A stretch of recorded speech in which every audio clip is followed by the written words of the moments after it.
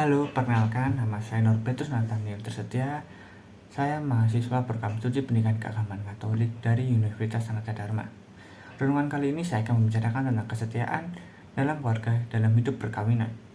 Hidup sebagai sepasang suami istri di zaman ini pasti tentu banyak tantangan dan rintangannya.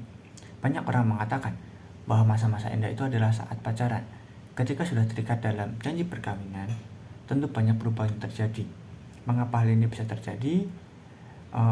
Dikarenakan dua orang, dua pribadi, dua otak, dua sifat, dua pemikiran dan pendapat itu dipersatukan ke dalam satu jalan arah hidup.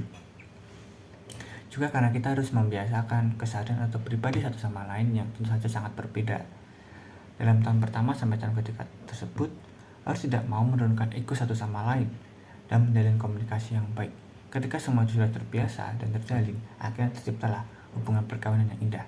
Nah, mengenai kesetiaan dan kesetiaan ini, kali ini saya mengutip salah satu perikop kitab suci dari Perjanjian Lama, yaitu kitab Hosea. Nah, kitab ini menceritakan tentang Nabi Hosea yang menikahi perempuan sundal atau pelacur bernama Gomer. Pernikahan yang dibangun Hosea dan Gomer ini melambangkan kasih Allah yang besar bagi orang Israel yang sudah tercemar. Hosea sendiri menggambarkan Tuhan, dan Gomer melambangkan Israel yang sudah tercemar. Tuhan ingin menggunakan pribadi Hosea dan Gomer sebagai bahan pembelajaran tentang hubungan Tuhan dan para umatnya yang tidak setia, yaitu Israel. Nah, hari dan tahun pertama pernikahan Hosea dan Gomer ini sangatlah indah.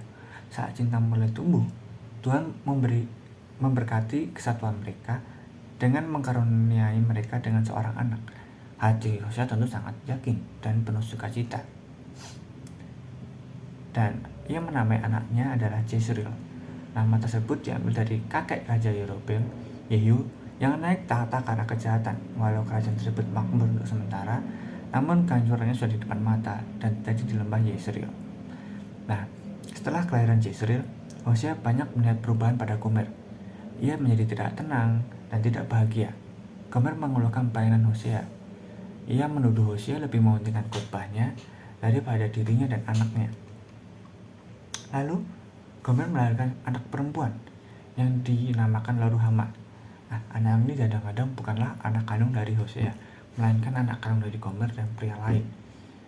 Nah, nama Loruhama ini berarti tidak dikasihi, yang menunjukkan bahwa dia tidak akan menikmati kasih ayah sejatinya. Tidak lama setelah si kecil Loruhama, Gomer mengandung lagi, kali ini anak laki-laki. Tuhan menyuruh Hosea menamainya Lo-Ami, yang berarti bukan umatku. Kemudian, pukulan terakhir datang. Mungkin itu merupakan perkataan melalui seorang teman, tapi dia berkata, "Aku akan pergi untuk selamanya. Kali ini aku sudah menemukan kekasihku yang sejati, dan aku tidak akan kembali lagi." Nah, betapa Hosea sangat sakit hatinya. Ini sangat menderita. Istri yang ia kasihi dan ia cintai, kali ini meninggalkannya dia. Hatinya sakit karena Gomer memilih jalan hidup yang pasti menghancurkannya diri sendiri. Dan temannya ingin berkata, "Kepergiannya baik, Hosea. Sekarang kamu terlepas dari perzinahannya untuk selamanya." Namun, Hosea tidak merasa seperti itu. Ia malah tetap di situ dan menantikan Gomer pulang. Nah, disinilah terjadi bahaya besar bagi suami dan istri. Kadang suami ke arah A, istri malah sebaliknya, malah ke arah lainnya yang menurutnya ia sendiri itu baik. Dan sedikit komunikasi untuk mendekatkan kedua ini. Suami yang disibukkan dengan pekerjaannya mungkin merupakan faktor utama keterpisahan ini. Atau mungkin kegiatan istri di luar rumah juga mengakibatkan melalaikan keluarga. Itu sebenarnya ketidaktertarikan keduanya terhadap Tuhan. Nah, Allah sangat membenci perceraian.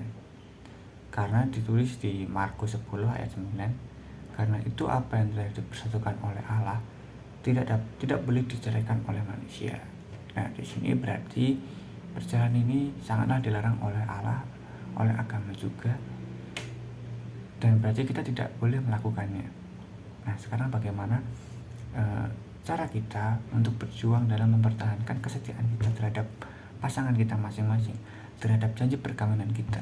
Nah, disitulah ketika kita sudah menjalani itu semua, berarti kita sudah hidup dengan kehendak Allah, kita tidak melakukan kesalahan lagi terhadap pasangan, kita menghormati dan menghargai pasangan kita, dan kita tetap setia kepada pasangan kita.